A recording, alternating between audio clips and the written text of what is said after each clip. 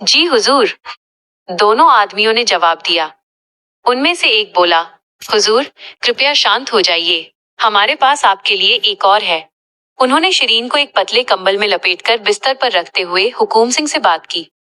वो आदमी शिरीन को देखकर भौहें सिकोड़ते हुए बोला, कितनी बदसूरत चीज है, इसे कहाँ से लाए हो? जाहिर तौर पर शिरीन ने अपने इस शरीर को खुद नहीं देखा था। उसे बस इतना पता था कि उसके शरीर में अब कोई ताकत नहीं बची थी और अगर वो पलट कर वार करती तो मर जाती। इसलिए वो सिर्फ चुपचाप सह सकती थी और मौका तलाश रही थी।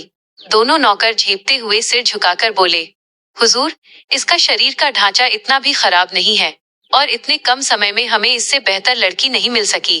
चिंता मत कीजिए हुजूर, ये अभी भी कुंवारी है और अभी अभी फूलों के स्नान से निकली है। वो आदमी हाथ हिलाता है और नौकर उसकी मंशा समझ जाते हैं। वे तुरंत बेहोश युवा लड़की को उठाकर उसके पास रखते हैं और हॉल से बाहर निकल जाते हैं। अब हॉल में सिर्फ हुकूम सिंह और कंबल में लिपटी शिरीन रह जाती है। हुकूम सिंह उसके चेहरे को देखते रहते हैं, फिर उसकी आंखों में झांकते हैं। उसे न तो घबराहट महसूस होती है और न ही वो माफी मांगने की कोशिश करती है। वो हैरान होकर पूछता है, छोटी लड़की, क्या तुम मुझसे नहीं डरती? शिरीन ठंडे स्वर में जवाब देती है, नहीं। वो कई चीजों से डरती थी, लेकिन उस इंसान से बिल्कुल नहीं, जो जल्द ही मरने वाला था। मुझे यकीन नहीं होता कि तुम्हारी हिम्मत इतनी बड़ी है।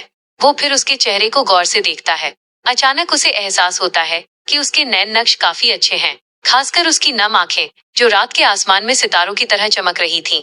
हालांकि वो थोड़ी छोटी और दुबली थी, लेकिन उसकी त्वचा बहुत अच्छी थी, हल्की गुलाबी और छिले हुए अंडे की तरह मुलायम। अगर उसके माथे पर लाल जन्म चिन्ह को नजरअंदाज किया जाए तो उसे सुंदर माना जा सकता था, लेकिन वो पूरी तरह संतुष्ट नहीं था और उसके पास कोई दूसरा विकल्प भी नहीं था। वो सिर्फ उस लाल निशान को नजरअंदाज करके उसके साथ अपनी इच्छाएं पूरी कर सकता था। वह भेड़िए की तरह उसकी आंखों में घूरता है। अचानक वह उसके निचले पेट पर दबाव डालता है और फिर छोड़ देता है। तुम सिर्फ बदसूरत ही नहीं, बल्कि पूरी तरह बेकार भी हो। अब वो पूरी तरह निश्चिंत हो जाता है। अब तक जिन लड़कियों को पकड़कर लाया गया था, वे सभी उससे डरी हुई थीं, और जब उन्हें उसके बिस्तर पर भेजा जाता, तो वे रोती और संघर्ष करती। उसकी ताकत के आगे कोई भी जीवित नहीं बच पाता था। उसे उम्मीद नहीं थी कि उसे इतनी बहादुर लड़की मिलेगी, जो उसके सवालों का शांत होकर जवाब दे सके। उसे लगा था कि ये छोटी लड़की मार्शल आर्ट्स में माहिर है, इसलिए उसने उसे परखने का फैसला किया। लेकिन उसे पता चला कि उसके निचले पेट में बिल्कुल भी शक्ति नहीं है और वो एक सामान्य इंसान से भी कमजोर है। वह सच में एक दुर्लभ कचरा थी। तभी उसे जैसे कुछ याद आता है। वो शिरीन को देखता है और कहता है, मुझे पता था, तुम वजीर शाम सिंह के परिवार की बड़ी बेटी हो, 12वें राजकुमार की मंगेतर। उसके शब्द एक चाबी की तरह थे, जिसने उसकी यादों का दरवाजा खोल दिया। ढेर सारी यादें एक पल में उसके दिमाग में उमड़ पड़ी। वो शायद इस शरीर की असली मालकिन की यादें थीं। जो दृश्य उसने देखे वे काफी जटिल थे, लेकिन शिरीन ने उन्हें बहुत कम समय में समझ लिया।